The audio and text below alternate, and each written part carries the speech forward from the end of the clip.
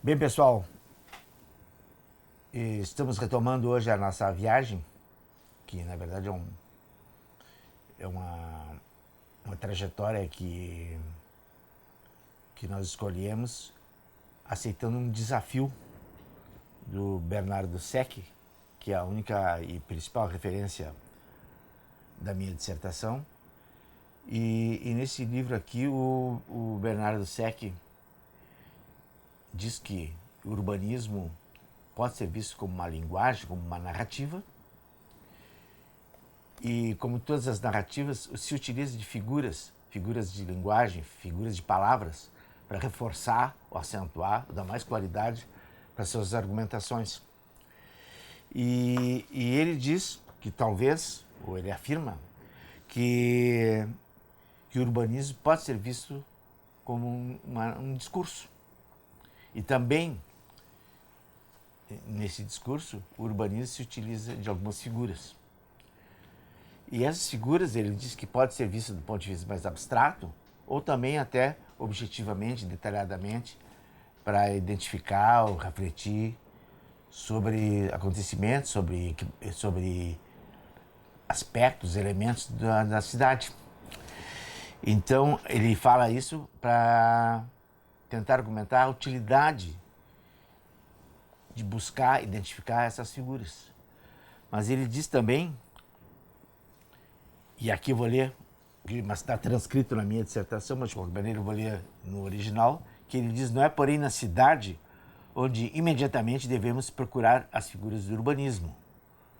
Um dos lugares onde elas se tornam mais evidentes, talvez, ele diz, é uma palavra que eu estou usando muito agora, aprendi com ele, talvez seja o jardim, porque sua história, que acompanhar paralelamente toda a lição, sempre foi considerada diversa, e depois porque ele diz assim, porque todo jardim, ornamento do solo, cidadela do ócio, do céu ou do lugar do mito, sempre foi uma metáfora da cidade e da sociedade, lugar investido de prefiguração e ideologização por uma sociedade bem organizada. Ele quer dizer que a gente tentando, a gente pode tentar identificar essas figuras do urbanismo nos jardins, nos parques e jardins urbanos, que pela devido à complexidade da cidade, esses elementos são mais visíveis. Então, por proposta até do meu orientador da dissertação, eu topei esse desafio e li o livro. Evidentemente que eu nem conhecia esse livro, o meu orientador, o professor João Rovati, que me orientou.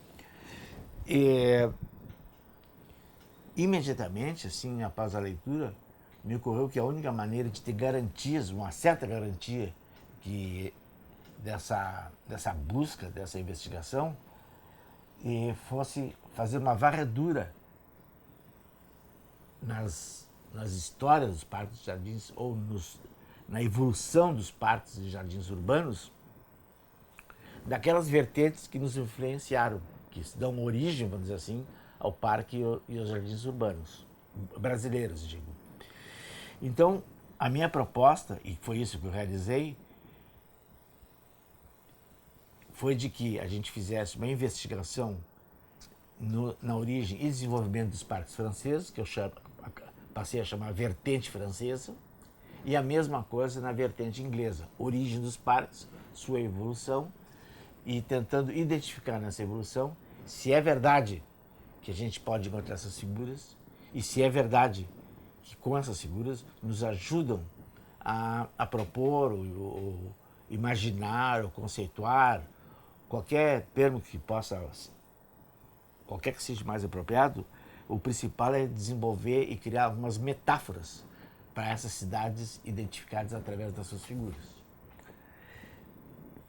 E no nosso último encontro, eu dei início, então, a percorrer a vertente francesa, que segue essa observação, essa investigação, segue nas duas vertentes, tanto a francesa como a inglesa, uma ordem cronológica, e que para nós o início e o mais significativo no urbanismo ocidental seria a partir da Idade Média em diante, na vertente francesa, e da Idade Média também, da vertente inglesa. Nós iniciamos, então, essa investigação da vertente francesa pelo claustro, que no nosso último encontro eu justifiquei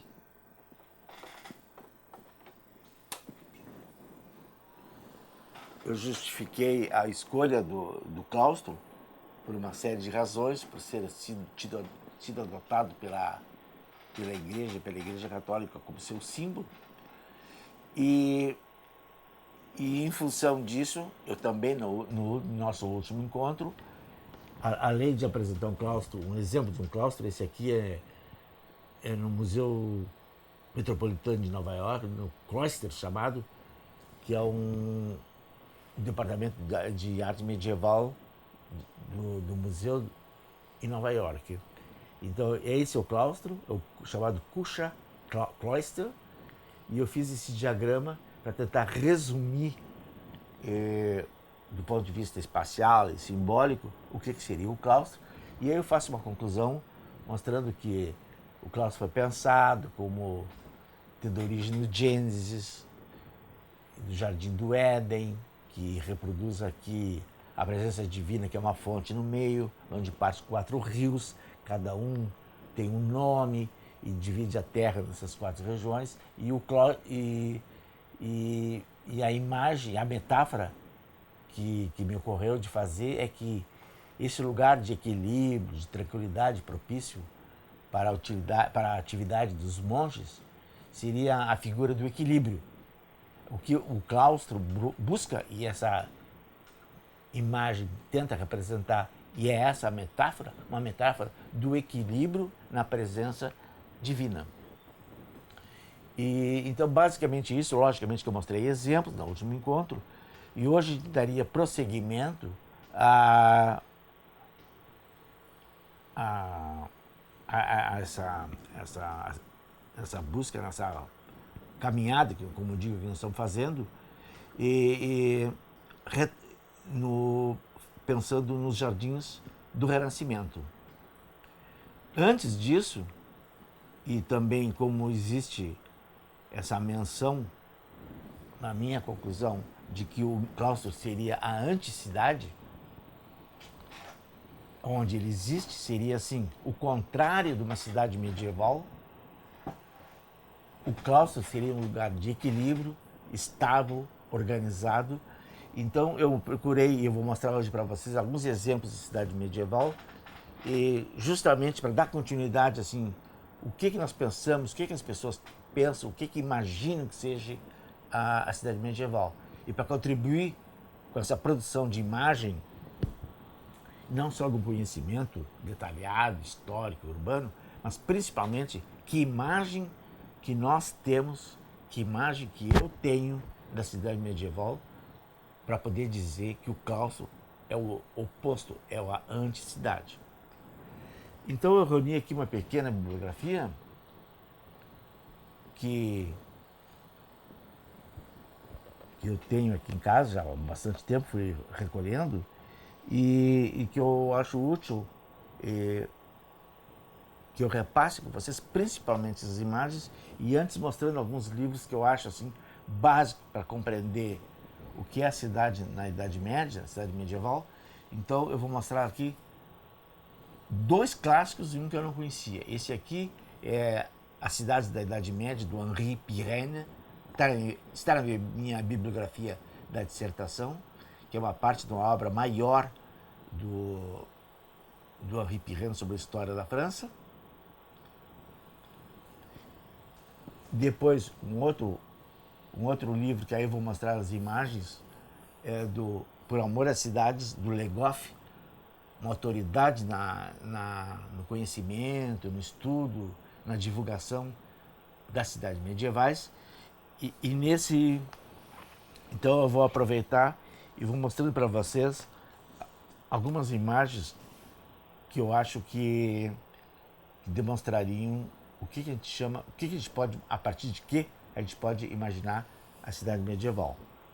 Antes ainda disso, eu quero mostrar algumas imagens desse livro aqui, Cidades Medievais, uma coleção inglesa, editado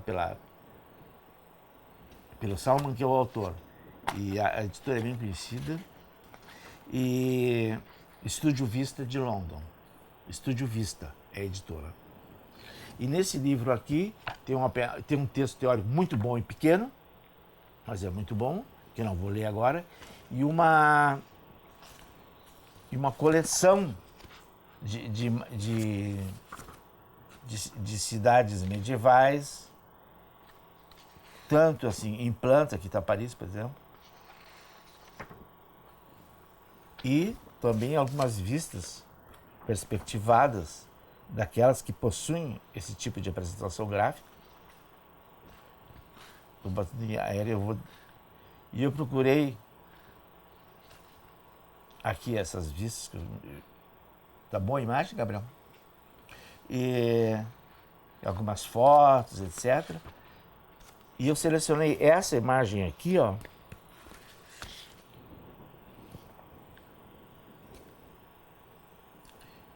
Para procurar dizer alguma coisa. Segundo o Mancuso, um teórico, depois eu vou mostrar novamente mais adiante esse livro, a cidade medieval a gente pode sintetizar com algumas características. Primeiro, sempre ela é cercada por uma muralha, ela tem uma ocupação compacta de alta densidade construtiva e alta densidade habitacional. O seu sistema viário é sempre, na maioria das vezes, informal, não retilíneo, e dispõe internamente, voltado para dentro do seu tecido, pequenos espaços que são depois levados a conduzidos e ocupados, vamos dizer, por usos diversos. Com a seguinte característica, que esses espaços são sempre funcionais, são utilitários. E então, quando a gente falar em termos de planta, de imagem, nós podemos assim nos referir a essa imagem aqui, que com certeza, logicamente com grandes variações de densidade, formas, etc., são passíveis de ser identificados como uma cidade medieval. Nesse caso aqui, fui selecionar pela imagem melhor, mas deu a coincidência que eu conhecia essa cidade.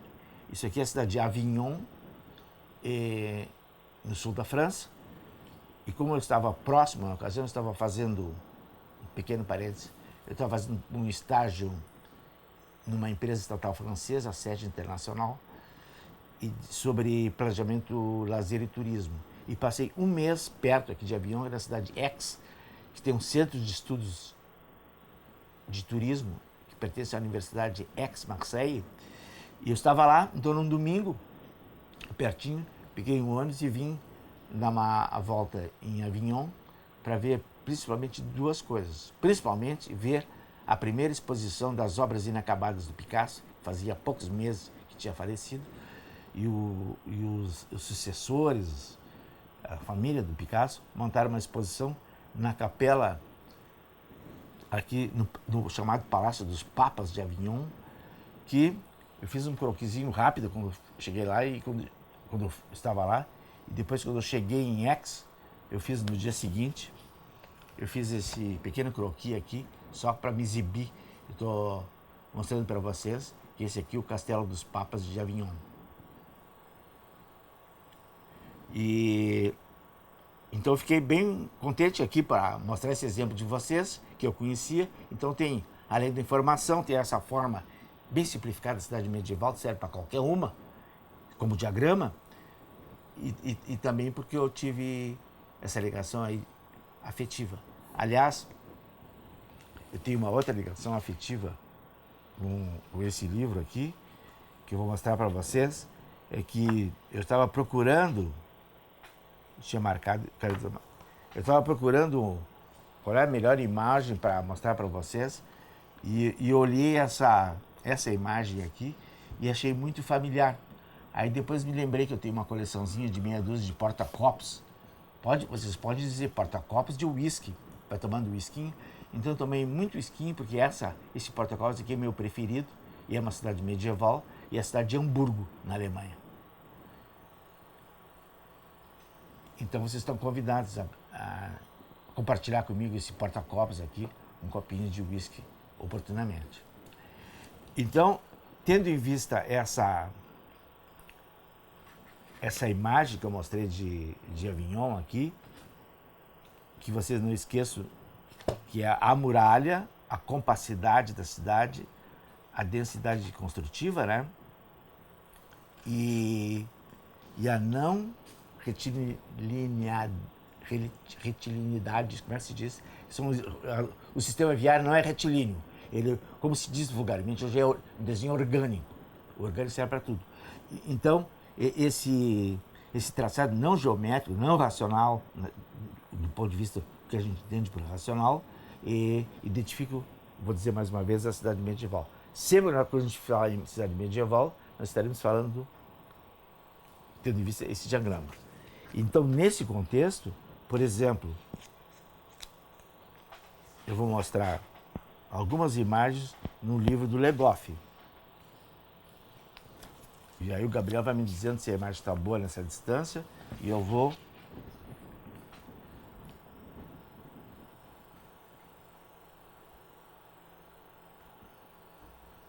Ok? Depois o Gabriel edita para não ficar tão... Aqui no interior de uma rua a gente vê o movimento, circulação de pedestres na rua, os diversos usos, o comércio aberto, dinamismo da cidade medieval. Dinamismo. Então, mostrando assim uma série de detalhes urbanos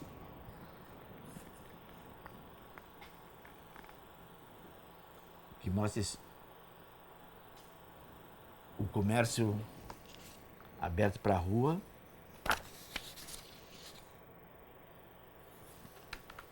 Aqui outra cena urbana, para num tom mais pastel, assim, não sei se vai dar para pegar.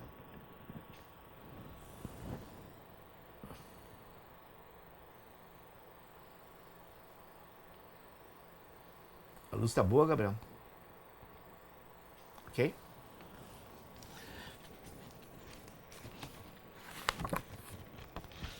E aqui, ó, eu vou mostrar para vocês essa imagem de uma cidade medieval de um pintor chamado Ambrosio Lorenzetti, que seguidamente eu mostro, que é considerada a primeira imagem pintada, evidentemente, de uma cidade medieval, e muito divulgada. Aliás, está aqui na capa do livro, aqui, essa aqui.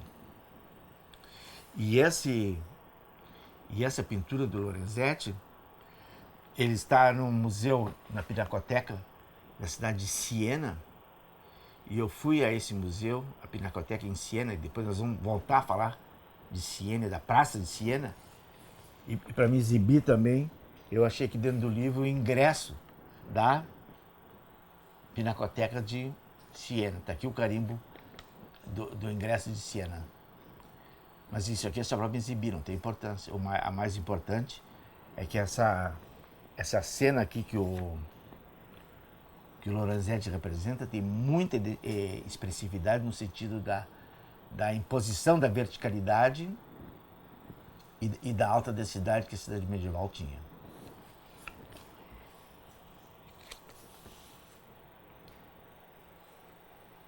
Eu vou mostrar também mais algumas aqui. E uma última daqui do livro, essa cena aqui de Florença.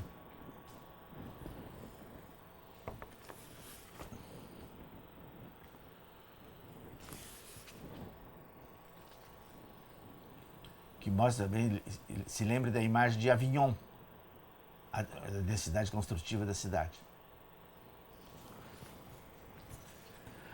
Outro livro também que eu acho que é super importante para entender e conhecer a cidade medieval, esse é um livro que eu comprei, achei por acaso, deixa eu ver em que ano, foi em 84, no sul da França, acho que eu achei. Foi em Paris mesmo, que é um estudo desse cara, o Jean-Pierre Leguel, acho que ele é geógrafo, estou vendo aqui na capa,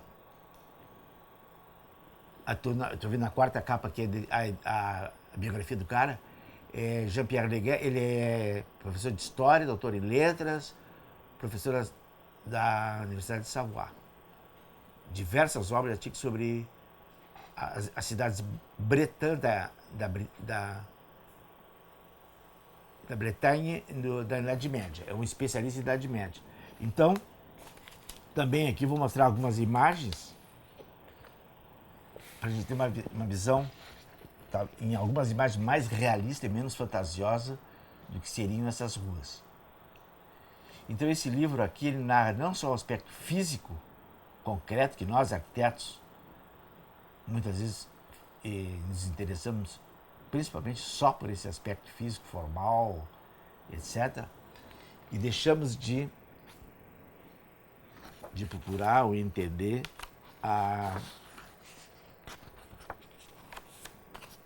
os aspectos do uso, do comportamento das pessoas. Então são duas imagens. Um corte da rua medieval, que mostra o sucessivo avanço dos pavimentos para permitir a ascensão, um guincho, né? São rodanas, né? Para levar material para cima dos pavimentos superiores dos prédios, para estocar alimento, forragem para animais, etc. E também evitar que quando estivesse jogando as porcarias lá de cima não caia na cabeça do vizinho de baixo ou do próprio da família. E aqui, essa confusão aqui mostra um dia de feira, de mercado, mostrando a densidade populacional que eu falei.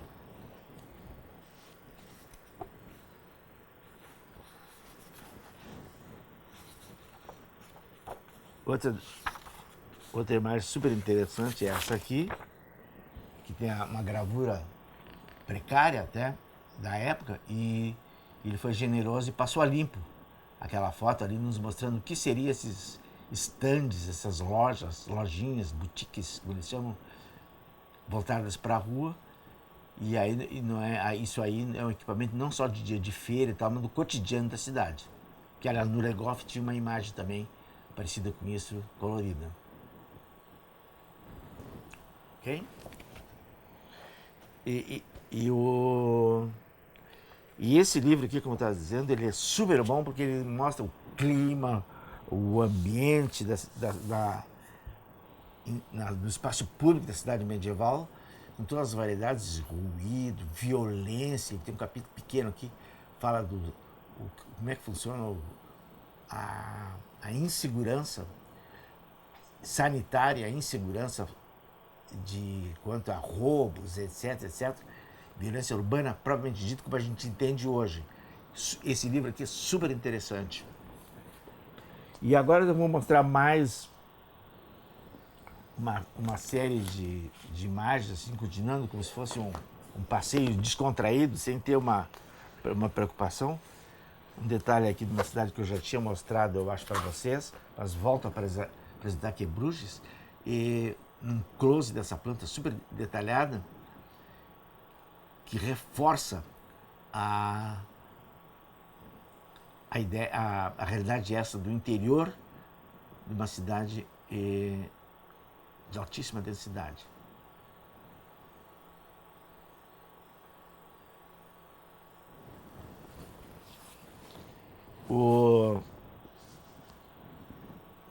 Existem, evidentemente, cidades medievais mais intactas, outras mais alteradas e umas mais utilizadas do ponto de vista turístico, outra menos.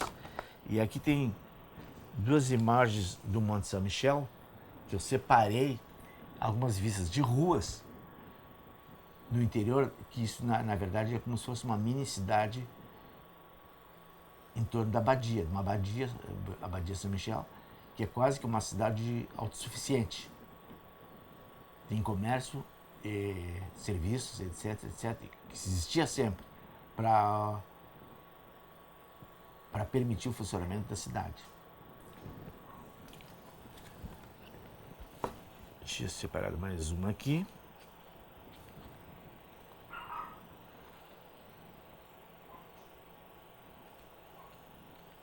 Eu acho que eram essas.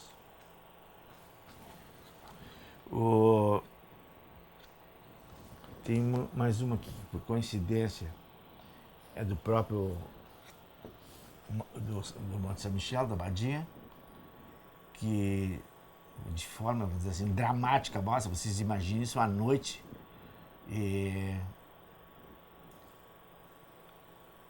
o clima de insegurança que existia na cidade. Né?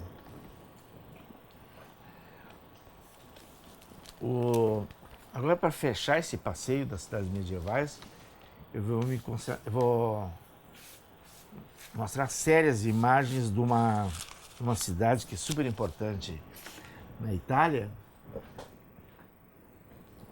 e que eu acho que vai dar para mostrar daqui, que é a cidade de San Gimignano. San Gimignano é uma cidade perto de Bolonha, no centro da Itália, e tem uma característica assim que provoca uma grande atração turística hoje e pela peculiaridade da cidade. Então, confirma também, só para confirmar, não, é uma viagem turística também que nós estamos fazendo aqui em San Gimignano, de conhecimento. Eu diria assim que San Gimignano é um exemplo que seria assim imperdível de conhecer das pequenas cidades italianas. Depois eu vou mostrar um pouco mais de detalhe disso.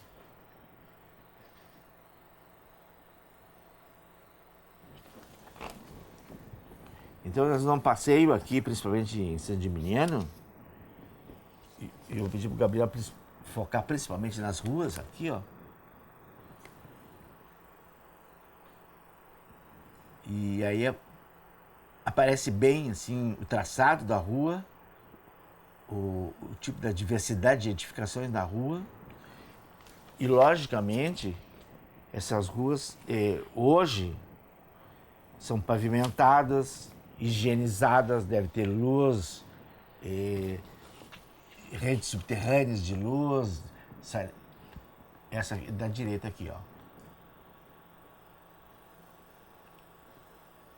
Mas dá para ter a ideia perfeita do ponto de vista do espaço da rua. Aqui tem um conjuntinho de 3 vistas também, ó. Tem quase umas 3, são super interessantes, que mostra o quadro, vamos dizer assim, interno da cidade.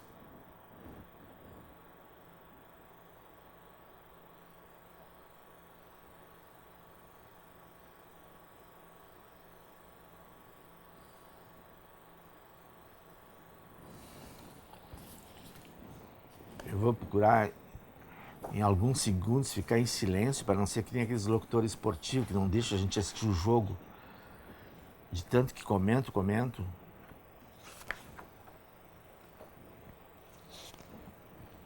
Eu marquei, mas agora está acontecendo, os marcadores estão caindo aqui, mas não tem problema. E ela tem 2 praças principais. A praça da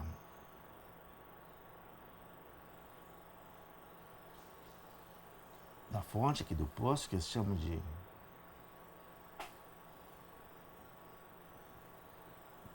que servia de abastecimento da água para a cidade, originalmente.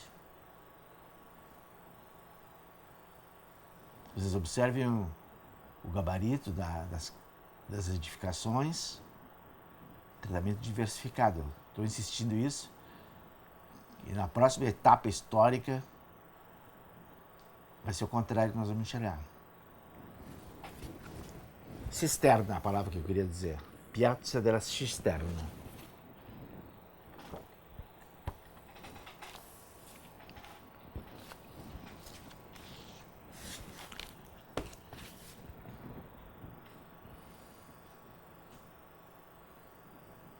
outra coisa também super importante, grande parte das cidades medievais, até para devido à topografia da Itália em geral e para facilitar suas defesas, são cidades com topografia muito acidentada.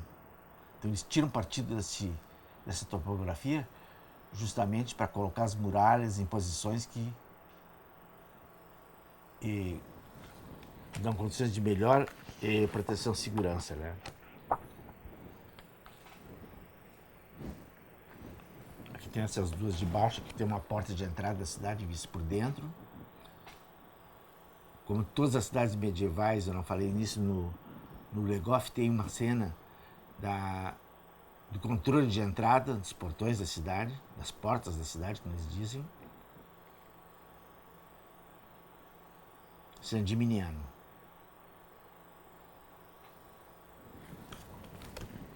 E aqui também essas luzes que são muito boas, aqui ó, à esquerda.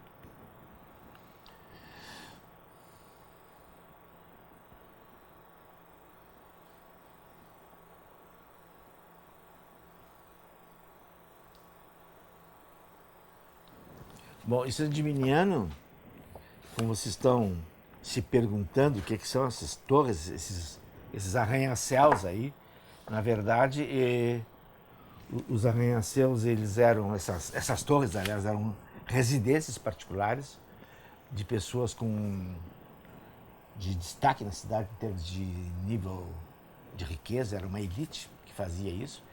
E não só faziam, como disputavam entre si quem tinha mais dinheiro, quem tinha mais visibilidade e quem podia aparentar, sempre era um símbolo de poder, símbolo de riqueza, à altura dessas torres.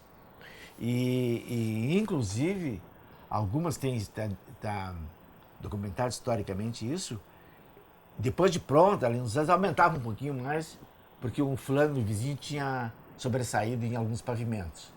Então é uma coisa super importante do ponto de vista simbólico, as torres. E eram também, além de ser sinal de status, vamos dizer, social e social-econômico, eram casas que funcionavam como verdadeiros palácios que serviam de defesa física para os seus moradores. Isso aqui eu comprei lá também, esses livros eu comprei lá em San Gimignano. Esse livrinho aqui seria, assim, uma tradução hoje, seria um plano diretor para San Gimignano, feito no século XIII e XIV. E aqui está chamado de Crescita Urbana Disciplinata dagli Statuti, como a disciplina urbana conforme seus estatutos. E então esse livrinho aqui, depois eu vou contar uma piada, uma historinha cômica sobre esse livrinho. Ele, além de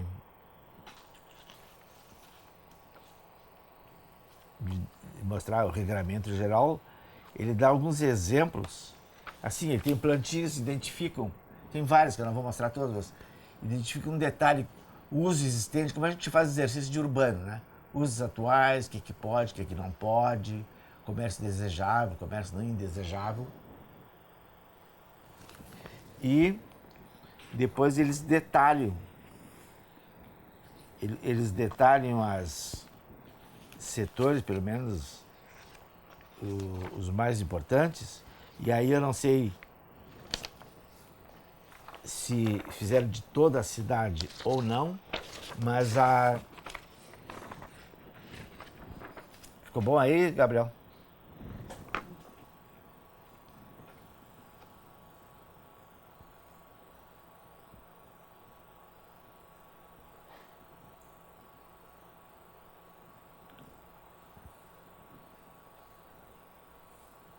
Sempre quando eu mostro esse livrinho aí, as pessoas dizem, a qualidade do desenho. Evidentemente que esse desenho é feito pelo pessoal do patrimônio histórico, um desenho reconstituído, né? Um levantamento, vamos dizer assim, deve ser um cadastro, que nós chamamos aqui, o cadastro da edificação. Então tem alguns desses cadastros, eu vou mostrar por curiosidade, não vou mostrar todos. Tem alguns que eu achei onde as torres mais se destacam e também dá uma ideia, tendo em vista, tem casas normais do lado, você tem ideia da altura disso, o número de pés direitos que tem internamente. São, todas elas têm um pátio interno, nem é pátio, é um poço interno, e todas como é que se diz, os espaços internos da casa se dão para esse poço interno, a iluminação, ventilação.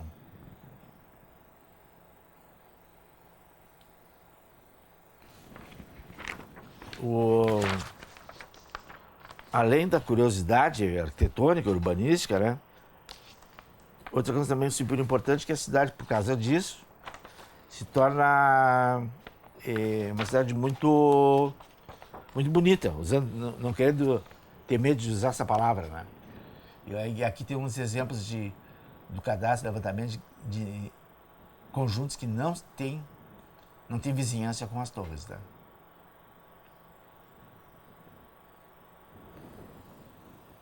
Bom, aí tem vários, não vou passar todos aqui, mas tem cadastro de vários e detalhamento de alguns pátios internos, algumas plantas de igreja, etc.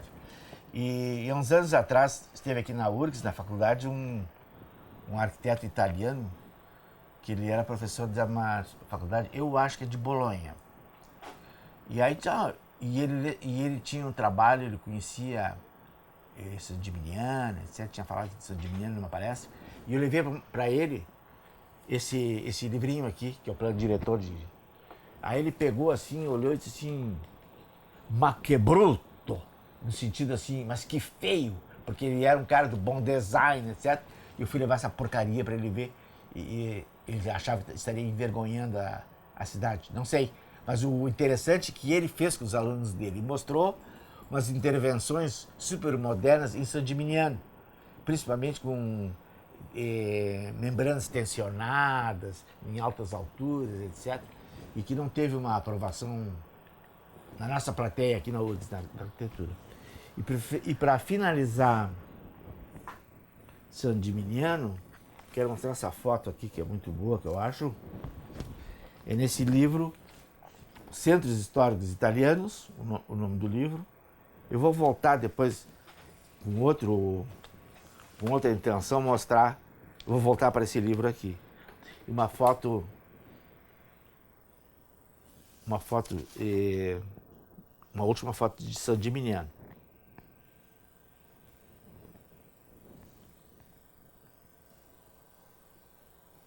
Tá bom aí, Gabriel?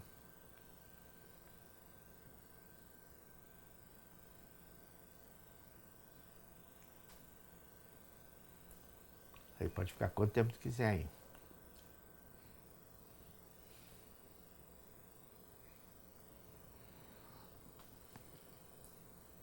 Ok? E evidentemente que é uma cidade muito agradável para passear, pelo seu traçado, cada curva que a gente faz tem uma surpresa e para os próprios italianos tem uma atração turística muito grande, eles têm, em todos esses polos turísticos encontram problemas de superlotação, e as fotos não mostram isso. E eu acho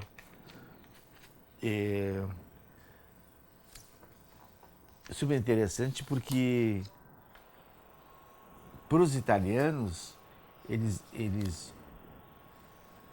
têm evidentemente muito orgulho desse patrimônio e esse orgulho muitas vezes não correspondeu às necessidades de restauro, de conservação, etc., mas que modernamente, vamos falar nas últimas décadas, o patrimônio histórico da Itália desenvolveu muito e a gente tem muitas publicações, no caso esse livro aqui, tem o patrocínio do Instituto e tem o responsável pelas pesquisas, é um espetáculo assim, o patrimônio histórico da Itália. Eu acho que esse passeio das cidades medievais está concluído.